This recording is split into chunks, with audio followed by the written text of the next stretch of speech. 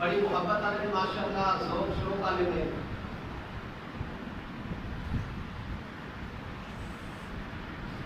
ये जानते इस गल को एक नहीं बहुत मुकामात थे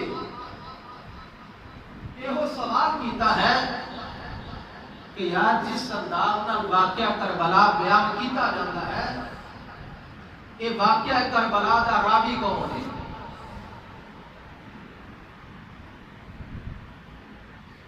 वाकया करबला का सब तो बड़ा रावी हजरत इमाम ज़ैनुल आबिदीन रज़ियल्लाहु ताला अन्हु। बाकी ने सारे कूफी। क्या आपको इस तरह की गल्ला मंसूब है? आपने बयान की केड़ी किताब मौजूद है कि बड़ा डिगदा छोटा संभालता है? शाह